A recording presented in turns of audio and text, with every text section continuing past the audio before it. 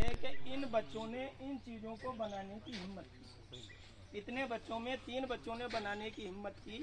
बड़ी बात यह है, अगर माँ अपने बच्चे को गोदी में से नहीं उतारे कि मेरे बच्चे के लग जाएगी तो वो बच्चा अपंग हो जाएगा। और अगर इस डर से कोई बच्चा ये ना बनाए कि मैं बनाऊंगा तो क्या पता फेल होऊंगा या पास होऊंगा, तो फिर वो जीवन में आगे नहीं बढ़ेगा। काम सही हो या गलत हो उसको करना चाहिए। दूसरा, एक पिक्चर आई थी रोटी कपड़ा और मकान। अब इसके अंदर 3 चीजें इंसान के जीवन में जरूरी है, हवा, पानी और भोजन। और ये तीनों चीजें इस टाइम पे बेकार हो गई। अपन आए दिन देखते हैं, अखबारों में सुनते हैं कि प्रदूषण इतना फैल गया कि दिल्ली के मुख्यमंत्री राजस्थान के ट्रकों का आना जाना रोक देते हैं।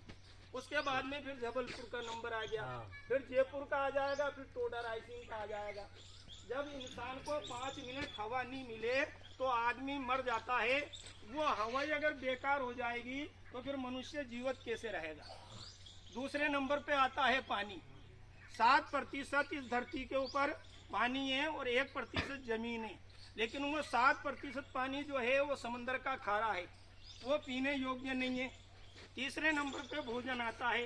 तो भोजन में जो मिलावट हो रही है आए दिन, और जो मतलब अपन सब्जियों को भी देखते हैं और सुनते हैं कि सब्जियों को बड़ी करने के लिए इंजेक्शन का उपयोग हो रहा है। भैंसों को ऐसे इंजेक्शन लगाए जा रहे हैं कि वो दूध ज़्यादा दे। ये मिलावट चल रही है। आप स्कूलों में जाते हो, मैं कक्षा 4 तक पढ़ा हुआ हूँ और मैं कई बार स्कूलों में भालू का खेल तमाशे दिखाने जाता था।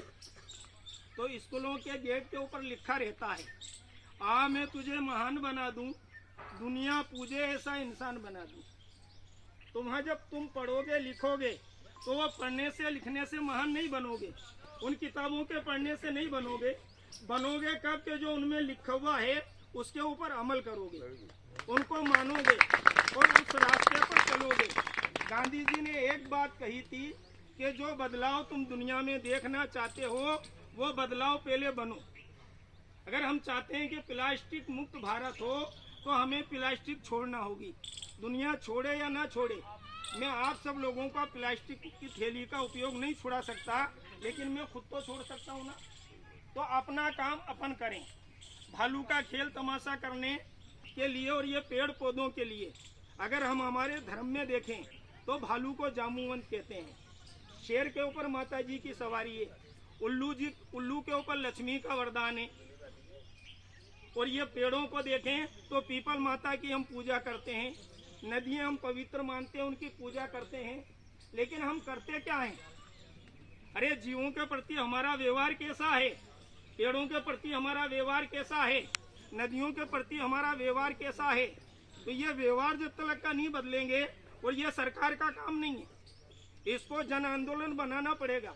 हर आदमी को ये जिम्मेदारी लेना पड़ेगी और इन चीजों को समझना पड़ेगा। समय की कमी है, अब मैं आपको भालू का खेल दिखाऊंगा। और 2006 तक मैं रियल में मेरे पास में भालू था, लेकिन सरकार ने एक नियम बना दिया कि भालू को रखना गैर कानूनी है, और मेरा भालू जमा करा दिया। तो अब भालू तो नहीं है, लेकिन वो नकल बतलाऊंगा। थोड़ा इधर हो जाओ, यहाँ आएगा देखो भालू, थोड़ा इधर हो जाओ, इधर चले, और थोड़ा सा इधर हो जाओ, देखो इधर से आएगा। और भालू आएगा तो कोई बच्चा डरेगा तो नहीं? अरे जोर से तो बोलो। नहीं। और डर के मारे भागेगा तो नहीं? नहीं। देखो डर के मारे मत भाग जाना। भालू जी आओ जी, जामुवन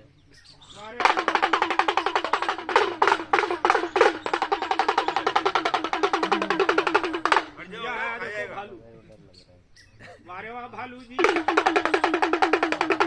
इधर आओ भालू जी। कौन सा जानवर है बच्चों?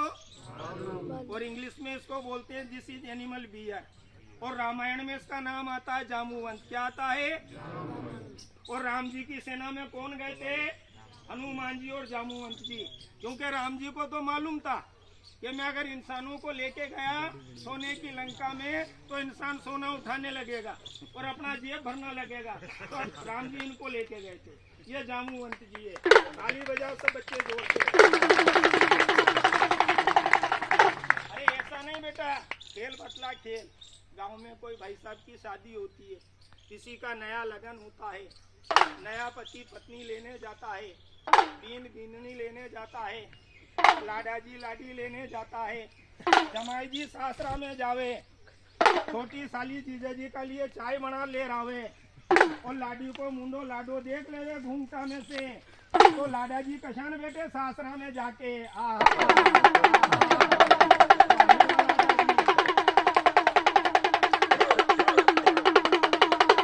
ये लाडा जी को रूप देखो, मसाना को भूत बैठे जे। और ऐसा लाडा पूरा टोंक जिला में नहीं मिलेगा भैया, नहीं मिले। और अशो लाडो रात में कोई का द्वार आर बैठ जाओ तो कितना आनंद आए। अच्छा भाई भालू, ये बच्चे क्या कह रहे हैं कि जंगल में कोई आदमी मिले तो जिंदो छोड़े, कोई घर जाएगा तो रास्ता देगा, पेड़ पे चढ़ेगा तो चढ़ने देगा, तो जंगल में शिकार करे कि नहीं करे, तो वो जंगल में शिकार कर लेता, लेकिन ये शिकार नहीं करता। शिकार क्यों करता है? ये डरता है आदमी से, ये आदमी जंगल में आया मेरा शिकार करेगा, मेरे बच्चों को पकड़ के ले जाएगा, उनकी नाक में रस्सी डालेगा, उनको नचाएगा। अरे भाई जंगल मालिक ने किसके लिए बनाया? जंगलों के जानवर के लिए। और हम जंगल में घुसेंगे तो फिर क्या होगा? वो जंगल के जानवर हमारे गांव में आएंगे। तो ये गलती इंसानों की है, जानवरों की नहीं है। जानवर तो आज भी जंगल में है। अपने एरिया में पैंतर आ गया, अब लोग कह रहे हैं पैंतर आ गया, पैंतर आ गया। अरे डरने की जरूरत नहीं है।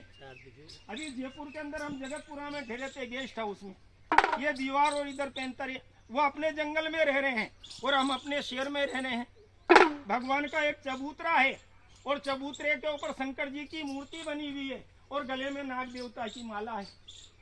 और वहाँ कार्तिकेय जी है, उनकी सवारी मोर चूहे पे है, गणेश जी की सवारी चूहे पे है और माता जी की सवारी शेर है और सामने नंदी बैठा हुआ है। तो ये बतलाता है कि सबको मिलजुल के रहना है। अच्छा, दो पैर में चलेगा तो गिर जाएगा। तो जमाई जी सासरा में कशान जावे, ओ जमाई जी जा रहा है, लाडी ने ले